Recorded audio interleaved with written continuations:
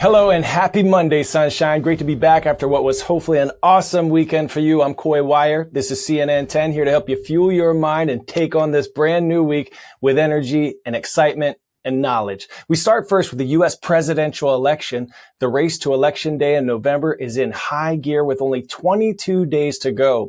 Former President Donald Trump and Vice President Kamala Harris both hit the campaign trail to reach out to voters over the weekend, as the race for the White House is still an extremely close one. Former President Trump campaigned in the Democratic stronghold of California on Saturday at an event in Coachella.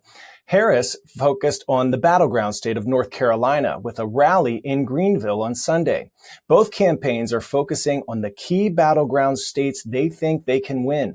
A new poll from the New York Times and Siena College show the race is close in swing states.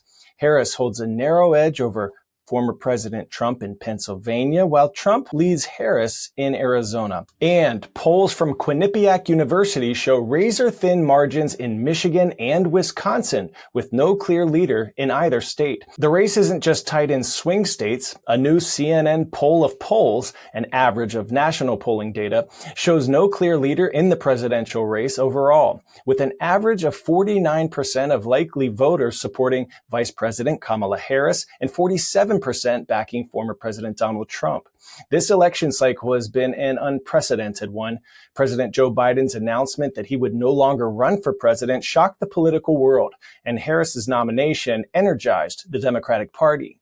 And after former President Trump survived an assassination attempt, many in the Republican Party unified around him. U.S. law requires federal elections to take place on the Tuesday after the first Monday in November. This year, that's November 5th. 40% of U.S. registered voters plan to cast their vote before Election Day, according to Gallup. And in much of the country, early voting and by-mail voting are already underway.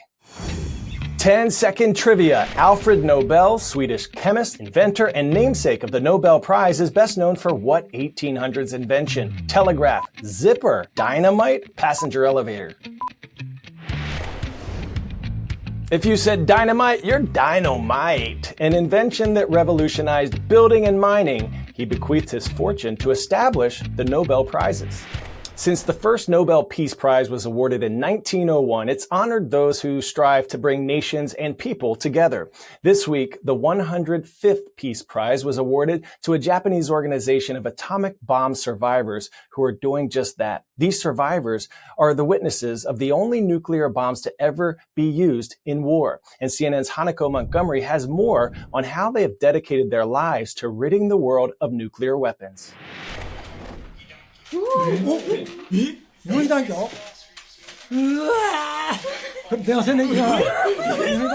a timely nod, this year's Nobel Peace Prize has been awarded to Nihon Hidankyo, a Japanese organization of atomic bomb survivors. As wars around the world rage on, from the Middle East to Ukraine, the fear of nuclear escalation has increased. There are more than 12,000 nuclear warheads across the globe, according to a Swedish research institute for peace, and Vladimir Putin has repeatedly threatened the use of Russia's nuclear weapons since the invasion of Ukraine. Even Japan's neighbor, North Korea, is rapidly developing its own nuclear arsenal. The Norwegian Nobel Committee praised Nihon Hidankyo's efforts to, quote, achieve a world free of nuclear weapons. The group represents some of the last living reminders of the damages nuclear weapons can inflict on people. Next year marks 80 years since the atomic bombs were dropped on Hiroshima and Nagasaki, and this year's winner is a stark reminder to the world about the dangers of escalating conflicts. Next, a great comeback story from Detroit, Michigan. Michigan Central Station, built in 1913, once a glorious cultural beacon, beautiful piece of architecture, it's now been abandoned for more than 3 decades. Well, Ford Motor Company decided to bring it back with hopes of making it the centerpiece of a new hotspot of which the city can be proud. Some are calling it the most impressive restoration of an historic structure in U.S. history.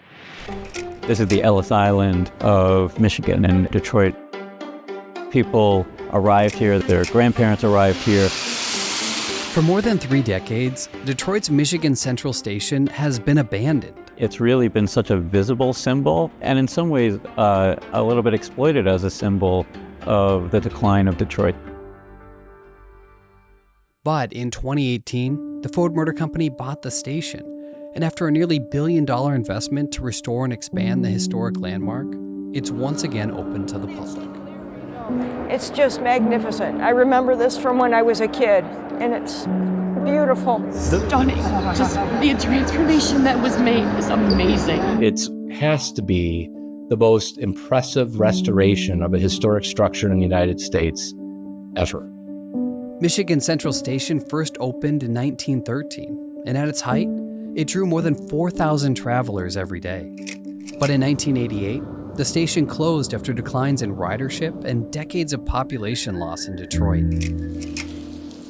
Michigan Central remained abandoned until Ford came along.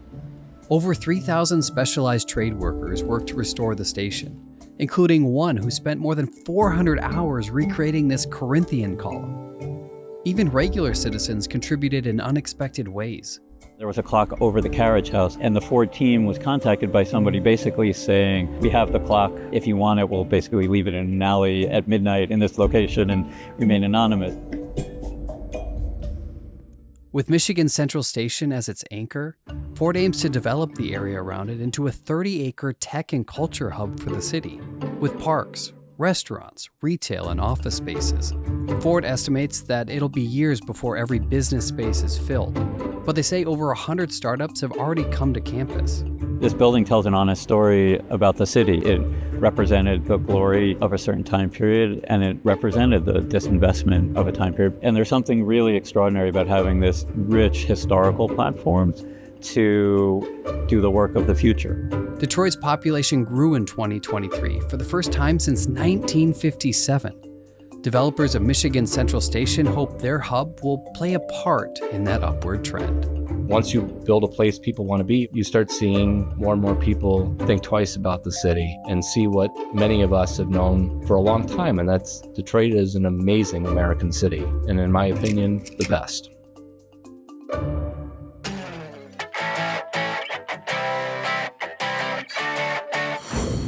All right, we're headed to Japan now, the birthplace of Super Mario, Luigi, Zelda, Donkey Kong, Pokemon. The iconic gaming company Nintendo opened its first ever museum in Kyoto.